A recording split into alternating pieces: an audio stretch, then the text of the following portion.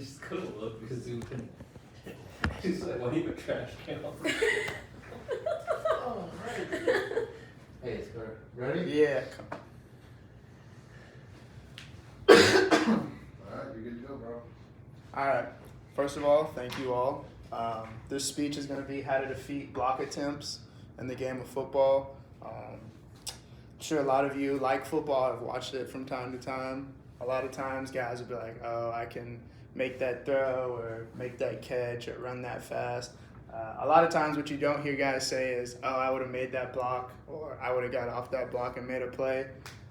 So hopefully after this speech, you guys will be thinking more in that mindset, and this will show you some basic stuff on how to defeat block attempts.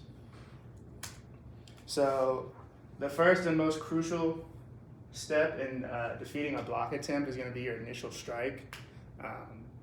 Obviously, football is a very physical game. You don't ever want to be the person that's getting struck. You want to be taking, the striking to the person. And your hand placement. Your hand placement, along with your base, with your legs, is going to dictate, kind of what you're able to do and what kind of move you want to set up to get off a block. So down here, you'll see this lovely numbered chart. This is a pretty good general rule for where you're going to want to put your hands. Rarely will you have one hand on a guy. That's more for like outside edge control, which we'll talk about in a minute. More often than not, you're going to want two hands on a guy, either inside, outside, or some combination of the two. And that's just going to depend on what kind of move you want to work to get the guy off of you. If you notice this red circle, that's what we call the V of the neck of someone trying to block you. That's usually where you want to put your first strike with your hand, and that's just going to help you kind of stay tight into them, and then you can kind of go left or right since it's right in the middle, right? And then down here you see some guys working on drills. You see their base is nice and under them, and this guy's got, looks like two outside, so that'd be a 5 and a 5. Gonna work a move off of there.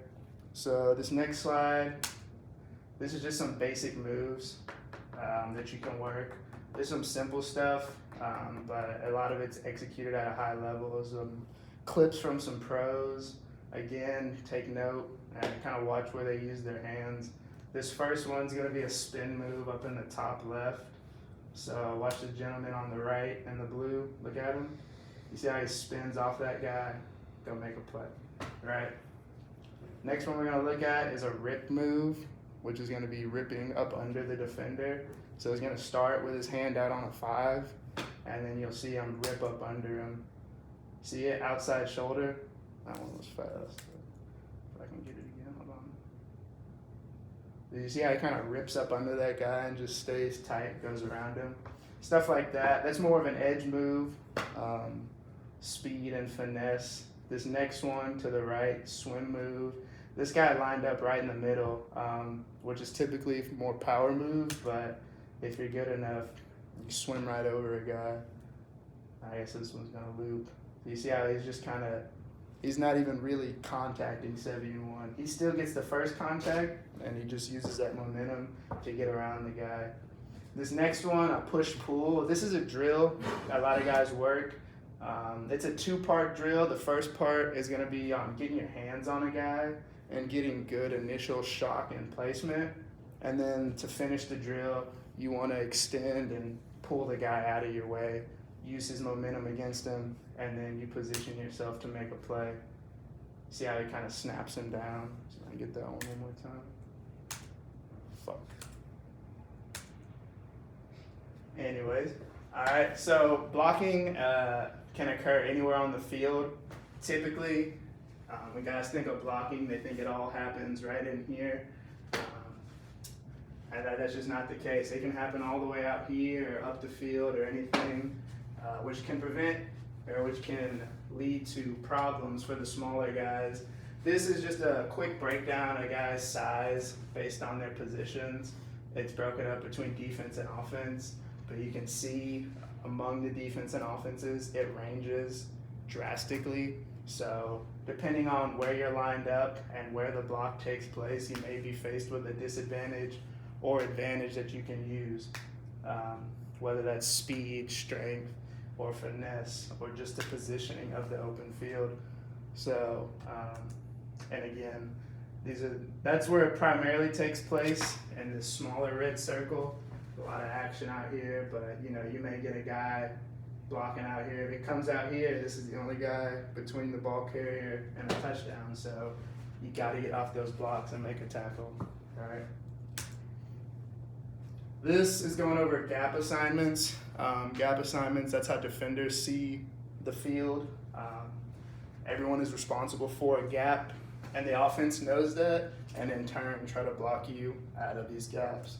So being gap sound and assignment sound is very important. And again, depending on which way you line up, this has got the gaps, and this has got all the several shading techniques you could use. So depending on where you're lined up and what kind of play is called, that may dictate the move you use to get off your block. Back to those moves we talked about a little earlier. And then this is some of the blocking schemes you might see. So up here in the top left, all the guys are red. They're pass blocking. So they're kind of just setting up, putting their heels in the ground. At that point, it's kind of a race against the clock to get to the ball carrier. As a defender, you typically only have 3 to 5 seconds to get back there to the quarterback before he gets rid of it. So you got to make a move quick. This complicated looking thing, this is just a simple power run blocking scheme. And the majority of the people you see are going to wash themselves out. The guys that really need to defeat a block and make a play are going to be these guys right here on the end in black, because that's right where the ball's going. So, and 41's got to contain the edge. If he crashes down and it bounces outside, he's going to get his ear chewed off. And that goes back to what we were talking about with the 1-3-5 chart. He may hit a guy with a 5 and keep his outside arm free.